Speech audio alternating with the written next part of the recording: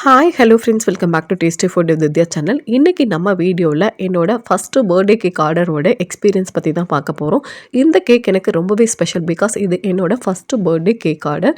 இந்த கேக் என் ஃப்ரெண்டோட பொண்ணோட பர்த்டேக்காக நான் பண்ண 1/2 kg வெனிலா ஃப்ளேவர் கேக்கு. இது வரைக்கும் ஒரு பர்த்டே ஆர்டர் கூட எடுக்காத எனக்கு அவங்க பொண்ணோட பர்த்டே கேக் ஆர்டரை எனக்கு கொடுத்ததுக்கு என் ஃப்ரெண்டுக்கு தான் தேங்க் பண்ணணும். இந்த கேக் ஆர்டர் கிடைச்ச சந்தோஷத்தோட பயமும் கூடவே சேர்ந்து வந்துருச்சு.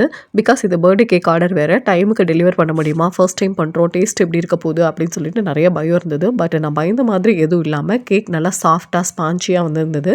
என் ஃப்ரெண்டும் அவங்க ஃபேமிலியும் கேக் நல்லா சாஃப்டாக ஸ்பான்ச்சியாக இருந்தது, டேஸ்ட்டும் டிசைனும் ரொம்ப சூப்பராக இருந்ததுன்னு சொல்லிட்டு ஒரு சூப்பரான ரிவ்யூ ஷேர் பண்ணியிருந்தாங்க. எனக்கு ரொம்பவே ஹாப்பி ஆகிடுச்சு. என்னோட ஹாப்பினஸ் இந்த கேக்குக்காக கிடைச்ச மணியில் இல்லை, அவங்களோட ஸ்மைல் அண்ட் சாட்டிஸ்ஃபேக்ஷனில் தான் என்னோட ஃபஸ்ட்டு கேக் ஆர்டரோட பிக்கஸ்ட் சக்ஸஸ் இருந்ததுன்னு நான் ஃபீல் பண்ணுறேன். இந்த வீடியோவில் கேக் ஃபஸ்ட் டைம் ட்ரை பண்ணும்போதே நல்லா சூப்பராக சாஃப்டாக ஸ்பான்ச்சியாக நல்ல டேஸ்டியாக வரதுக்கு என்னென்ன டிப்ஸ் எல்லாம் நான் ஃபாலோ பண்ணேன் அப்படிங்கிறத டீட்டெயிலாக சொல்லியிருக்கேன். என்னென்ன மிஸ்டேக்ஸ் எல்லாம் அவாய்ட் பண்ணேன் அப்படிங்கிறத அங்கங்கே சொல்லியிருக்கேன். ஸோ வீடியோவை ஸ்கிப் பண்ணாமல் கடைசி வரை பாருங்கள். வீடியோக்குள்ளே போகிறதுக்கு முன்னாடி நம்ம சேனல் டேஸ்டி ஃபுட் வித் வித்யா சேனலை சப்ஸ்கிரைப் பண்ணாதவங்க சப்ஸ்கிரைப் பண்ணிவிட்டு கூடவே பக்கத்தில் இருக்க பெல் ஐக்கானை கிளிக் பண்ணிக்கோங்க.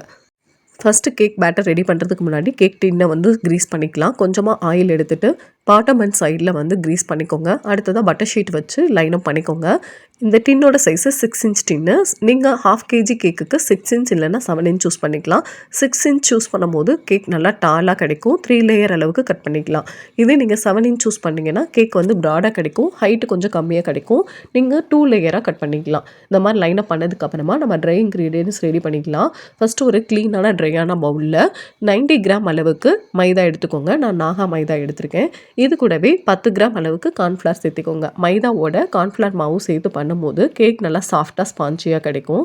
இது கூட 1/2 டீஸ்பூன் அளவுக்கு பேக்கிங் பவுடர், ஒரு பின் சால்ட்டு, 1/4 டீஸ்பூன் பேக்கிங் சோடா சேர்த்து விஸ்க் வச்சு இந்த மாதிரி நல்லா மிக்ஸ் பண்ணிக்கோங்க. மிக்ஸ் பண்ணதுக்கு அப்புறமா ஒரு ஜல்லடை வச்சு 2 to 3 வாட்டி நல்லா சளிச்சு எடுத்துக்கோங்க. அப்போ தான் மாவோட ஒவ்வொரு பார்ட்டிக்கல்லையும் baking soda and baking powder சேர்ந்து நல்லா சாஃப்டான கேக் கிடைக்கும். ட்ரை இன்க்ரீடியன்ட்ஸ் மிக்ஸ் பண்ணி வச்சதுமே ஓடிஜியை 160 டிகிரி செல்சியஸில் 10 மினிட்ஸ் ப்ரீ ஹீட் பண்ணிக்கோங்க. நீங்கள் கேஸ் ஸ்டப்பில் பண்ணுறதா இருந்தால் எந்த பாத்திரத்தில் பண்ண போகிறீங்களோ அந்த பாத்திரத்தை ப்ரீ ஹீட் பண்ணி வச்சுக்கோங்க. இந்த ஸ்டேஜில் நீங்கள் ப்ரீ ஹீட் பண்ண ஸ்டார்ட் பண்ணால் தான் நீங்கள் கேக் பேட்டர் ரெடி பண்ணதுமே உள்ளே வைக்கிறதுக்கு கரெக்டாக இருக்கும். 1/2 kg வெனிலா கேக்குக்கு நான் 2 எக் எடுத்திருக்கேன். இந்த மாதிரி 2 பவுல் வச்சு முட்டையோட மஞ்சக்கரு அண்ட் வெள்ளைக்கருவை தனியாக செப்பரேட் பண்ணுறதுக்கு செப்பரேட்டர் வச்சு செப்பரேட் பண்ணிக்கிறேன். முட்டையோட மஞ்சக்கரு வெள்ளைக்கரை செப்பரேட் பண்ணும்போது முட்டையோட வெள்ளைக்கரையில் மஞ்சக்கரு ஒரு துளி கூட கலந்துடக்கூடாது. இல்லைன்னா நம்மளுக்கு பீட் பண்ணும்போது நல்லா ஸ்டிஃப் பீக் கிடைக்காது. முட்டையில் இந்த மாதிரி ஒயிட் கலரில் ஜெல் மாதிரி ஒரு போர்ஷன் இருக்கும், அதை ரிமூவ் பண்ணிக்கோங்க. அப்போ தான் கேக் பண்ணி முடிச்சதுக்கப்புறமா கேக்கில் முட்டை ஸ்மெல் இல்லாமல் இருக்கும். இது கூடவே 1/2 teaspoon vanilla essence, 1/4 teaspoon pineapple essence சேர்த்து முட்டையோட மஞ்சக்கரை நல்லா மிக்ஸ் பண்ணிவிட்டு எடுத்து சைடாக வச்சுக்கோங்க. அடுத்ததான் ஒரு க்ளீனான ட்ரையான பவுல் எடுத்துக்கோங்க. அதில் ஒரு துளி தண்ணி கூட இருக்கக்கூடாது. ஒரு துளி தண்ணி இருந்தாலும் முட்டை நல்லா பீட்டாகி கிடைக்காது. இந்த பவுலில் முட்டையோட வெள்ளைக்கரு சேர்த்துட்டு ஃபோமியாக வர அளவுக்கு பீட் பண்ணிக்கோங்க. இந்த அளவுக்கு நல்லா பீட் பண்ணதுக்கு அப்புறமா 95 கிராம் அளவுக்கு பவுடர் பண்ண சுகர் எடுத்திருக்கேன். இதை ஒரு டீஸ்பூன் இல்லைனா ஸ்பேச்சுலா வச்சு கொஞ்சம் கொஞ்சமாக சேர்த்திட்டே பீட் பண்ணுங்கள். ஒரே டைமில் சேர்த்திடக்கூடாது. இந்த மாதிரி கொஞ்சம் கொஞ்சமாக சேர்த்திட்டே பீட் பண்ணுங்கள். பவுல் இந்த மாதிரி சுற்றி விட்டு பீட் பண்ணிக்கோங்க. எக் நல்லா பீட் ஆகி ஸ்டிஃப் பீக் கிடைக்கிறதுக்கு 10 to 15 மினிட்ஸ் எடுத்துக்கணும். நல்லா ஸ்டிஃப் பீக் கிடைச்சதுக்கப்புறமா நம்ம மிக்ஸ் பண்ணி வச்சுருக்கிற மஞ்சக்கருவை 2 பேட்சாக சேர்த்து ஒரு 30 செகண்ட் மட்டும் மிக்ஸ் பண்ணிக்கலாம். ரொம்ப அதிகமாக மிக்ஸ் பண்ணக்கூடாது. ஒரு 30 செகண்ட் மட்டும் பீட் பண்ணிக்கோங்க. இது கூடவே 40 ml அளவுக்கு ரீஃபைண்ட் ஆயில் சேர்த்திக்கோங்க. நான் ரீஃபைண்ட் ஆயில் சேர்த்த கிளிப்பு மிஸ் ஆகிடுச்சு. 40 ml ரீஃபைண்ட் ஆயில் சேர்க்கறது கரெக்டான அளவு. இதுக்கு கம்மியாக சேர்த்தோன்னா கேக் ட்ரை ஆகிடும். இதுக்கு அதிகமாக சேர்த்தோன்னா கேக் ஆயிலியாக இருக்கிற மாதிரி இருக்கும்.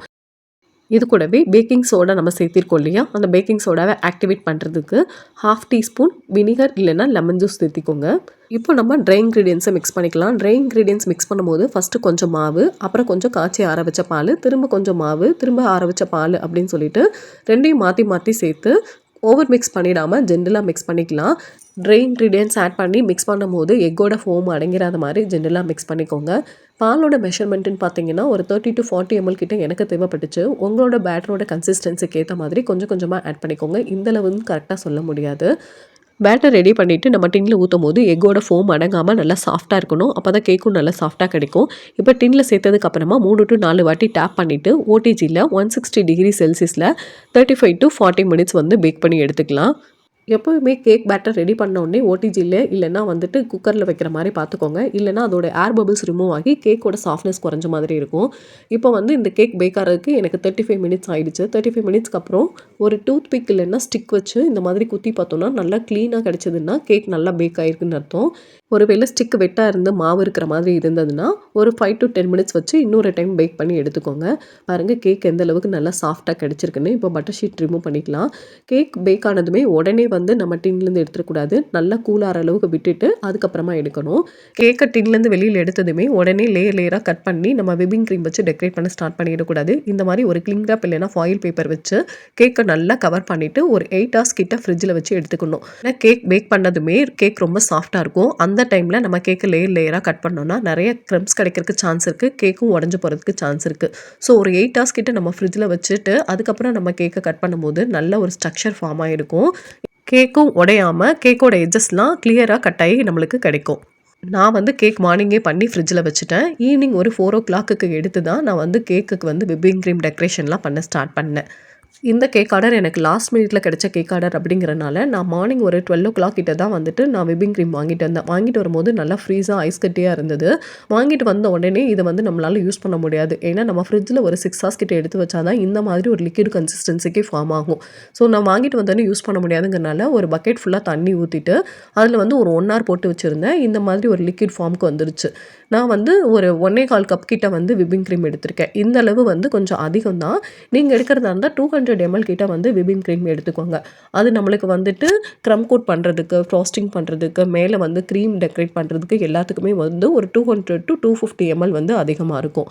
க்ரீம் நல்லா பீட் ஆகி ஸ்டிஃப் பீக் கிடைக்கிறதுக்கு 20 to 25 மினிட்ஸ் எடுத்துக்கிறோம். நம்ம க்ரீம் பண்ண ஸ்டார்ட் பண்ணுறதுக்கு முன்னாடியே நம்ம க்ரீம் பண்ணுறதுக்கு என்னென்ன பொருட்கள்லாம் யூஸ் பண்ண போகிறோமோ அதை ஃப்ரிட்ஜில் வச்சு எடுத்துக்கணும். க்ரீம் பண்ணுற பவுலில், அதுக்கப்புறமேட்டு பீட் பண்ணுற ராட் இதெல்லாமே வந்து ஃப்ரிட்ஜில் வச்சு சில் பண்ணி எடுத்துக்கணும். நான் ஃப்ரிட்ஜில் வச்சுருந்தேன். பட் எனக்கு அந்தளவுக்கு சில்னஸ் இல்லாததால கீழே ஒரு பிளேட்டில் நான் ஐஸ் க்யூப் வச்சு அதுக்கு மேலே பவுல் வச்சு நான் வந்து பீட் பண்ணிகிட்ருக்கேன். இது கூடவே ஃப்ளேவருக்காக 1/2 டீஸ்பூன் வெண்ணிலா எசன்ஸ் சேர்த்துக்கோங்க. நான் சேர்த்துன கிளிப்பு மிஸ் ஆகிடுச்சுன்னு நினைக்கிறேன். இது கூடவே பவுடர் பண்ண சுகர் 2 டேபிள் ஸ்பூன் அளவுக்கு சேர்த்துக்கோங்க. விப்பிங் க்ரீமில் ஏற்கனவே சுகர் மைல்டாக இருக்கும். எக்ஸ்ட்ரா சுகர் வந்து நம்ம வந்து டேஸ்ட்டுக்காக சேர்த்துக்கிறோம். ரொம்ப சுகர் வந்து நம்ம சேர்த்துனாலும் ரொம்ப வந்து திகட்டுற மாதிரி இருக்கும். அதனால் 250 கிராம் விப்பிங் க்ரீமுக்கு 2 டேபிள் ஸ்பூன் சுகர் வந்து கரெக்டாக இருக்கும். சேர்த்துட்டு நல்லா பீட் பண்ணிக்கோங்க. சுகர் சேர்க்கும் போது ஃபஸ்ட்டு 2 டேபிள் ஸ்பூனையும் ஒரே டைமில் சேர்த்துடாமல் ஃபஸ்ட்டு 1 டேபிள் ஸ்பூன் சேர்த்து நல்லா பீட் பண்ணதுக்கப்புறமா இன்னொரு டேபிள் ஸ்பூன் சேர்த்து பீட் பண்ணிக்கோங்க. இப்போ எந்த அளவுக்கு நம்ம வந்து பீட் பண்ணணும் அப்படின்னா, நல்லா பீட் ஆனதுக்கப்புறம் நம்ம அந்த பீட்டரை வெளியில் எடுக்கும்போது எடுக்கிறதுக்கே கஷ்டமாக இருக்கும். அந்த அளவுக்கு நல்லா பீட் பண்ணணும். அதே மாதிரி பவுலை கவுத்துனோன்னா கொஞ்சம் கூட கீழே விழக்கூடாது. இப்போ பாருங்கள், நம்ம பீட்டர் வெளியில் எடுக்கும்போது பாருங்கள் எடுக்கிறதுக்கு கொஞ்சம் கஷ்டமாக இருக்குது. அதே மாதிரி கவுத்தும் போது கொஞ்சம் கூட கீழே விழவே இல்லை. இந்த அளவுக்கு நம்ம பீட் பண்ணுறது தான் கரெக்டாக இருக்கும். இப்போ க்ரீம் ரெடி பண்ணதுக்கப்புறமா பவுலோடு சேர்த்து கிளிங் ராப் பண்ணி ஃப்ரிட்ஜில் வச்சிடலாம். அடுத்து நம்ம வந்து எடுத்து யூஸ் பண்ணுற வரைக்கும் அது ஃப்ரிட்ஜ்லேயே இருக்கட்டும்.